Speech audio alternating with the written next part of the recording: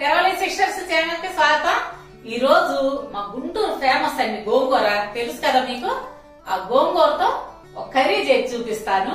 మన వాళ్ళు అందరూ అడుగుతున్నారు రెగ్యులర్ కర్రీస్ కూడా చేసి చూపించండి అమ్మా అని. అందుకోసం ఈ రోజు గోంగూర చేస్తాను. నాకు తెలిసి ఎక్కువగా గోంగూర పప్పు, గోంగూర పచ్చడే చేసుకుంటారు. పులుసు తక్కువగానే చేసుకుంటారు అనుకుంటున్నా. నేనైతే వారంలో 2 సార్లు వండుతానండి. మీరు కూడా నేను చెప్పిన విధంగా చేసుకొని తిని చూడండి. సూపర్ టేస్టీగా ఉంటది. ఈజీగా మళ్ళా టేస్టీగా ఎలా చేసుకోవచ్చో చేసి చూపిస్తాను, చూసేయండి. ఆ ప్రాసెస్ లోకి వెళ్దాం. ముందుగా కావాల్సింది గోంగూర. ఇది ఎర్ర గోంగూర తీసుకోండి. కొండ గోంగూర అంటారు, లేదు పుల్ల గోంగూర అని కూడా అంటారు. ఈ ఎర్ర గోంగూర తీసుకొని శుభ్రంగా 1కి 4 సార్లు కడిగి ఉంచుకోండి. ఎందుకంటే ఇందులో ఇసుక ఎక్కువ ఉంటుంది, అందుకోసం బాగా శుభ్రంగా కడిగి పెట్టుకోవాలి. ఇది 2 కట్టల గోంగూర శుభ్రంగా కడిగి పెట్టుకున్నాను. చూడండి, గుప్పెడతో పట్టుకుంటే ఇట్లా గుప్పెడు వచ్చింది. పెద్ద గుప్పెడుతో గుప్పెడు వచ్చింది అనమాట. ఇట్లా పాన్లో వేసుకోండి ఈ గోంగూరని. ఉల్లిపాయ ముక్కలు, ఈ సైజు ఉల్లిపాయ అంటే కొంచెం ఎక్కువ పడితేనే బాగుంటుంది, అందుకని ఈ సైజు ఉల్లిపాయ తీసుకున్నాను. సన్నగా ముక్కలు తరిగి అందులో వేసుకోండి. 4 పచ్చిమిర్చి, ఇందులో 1 టమాటా. ఎందుకంటే ఈ గోంగూర పులుపు ఉంటుంది కాబట్టి 1 టమాటా చాలు.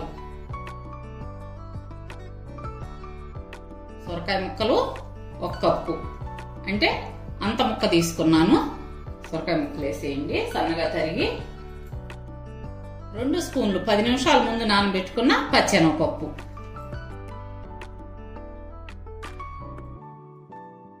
కొంచెం పసుపు, 1 స్పూను సంబార కారం అంటే మసాలా కారం అంటారు చూసారా, అది వేయండి, చాలా బాగుంటుంది.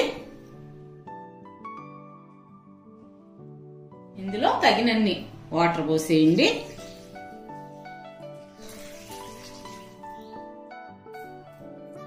చూసారా, ఆకు సగం మునగా పోయండి వాటర్.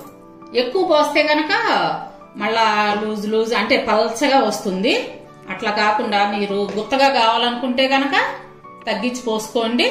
పల్చగా తినేవాళ్ళు ఉంటే ఈ పులుసు కూర ఇంకొంచెం ఎక్కువగా పోసుకోవచ్చు.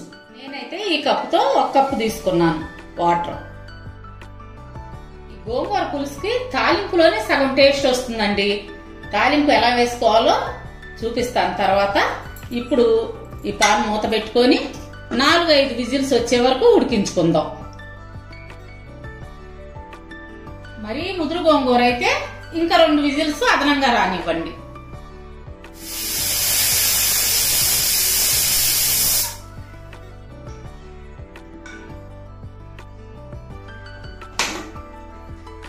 ఇదిగోండి, బాగా ఉడికింది.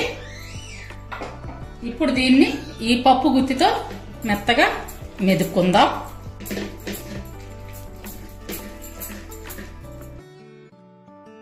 ఇప్పుడు మీ టేస్ట్ తగినంత ఉప్పు వేసుకోండి.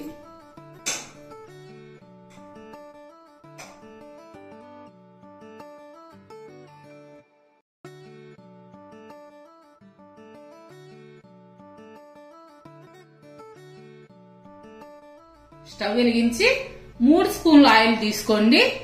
అందులో 2 ఎండుమిర్చి, 1 స్పూను తాలింపు గింజలు, 7-8 వెల్లుల్లి రెబ్బలు కొంచెం నలగొట్టి వేసుకోండి.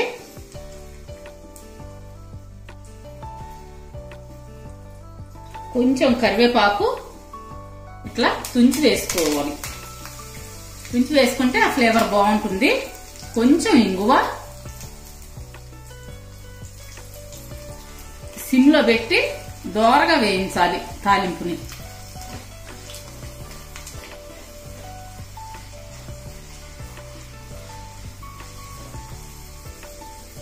నూనె ఎక్కువ తినేవాళ్ళు ఉంటే ఇంకొంచెం ఎక్కువ వేసుకోవచ్చు. గోంగూరకి నూనె ఎక్కువ పడితేనే టేస్ట్. నాకైతే ఇంతవరకు సరిపోతుంది, 3 స్పూన్లు సరిపోతుంది మాకు.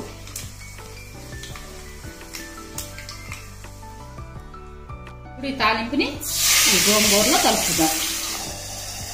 అట్లా వేసేసి మూత పెట్టండి. స్మెల్ బయటికి వెళ్లకుండా ఆ గోంగూరకి బాగా పట్టుద్ది.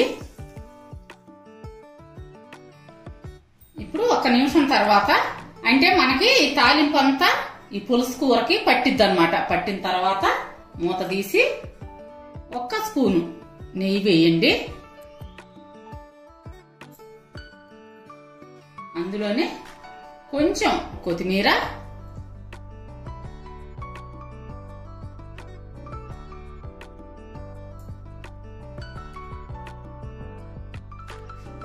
బాగా కలపాలి.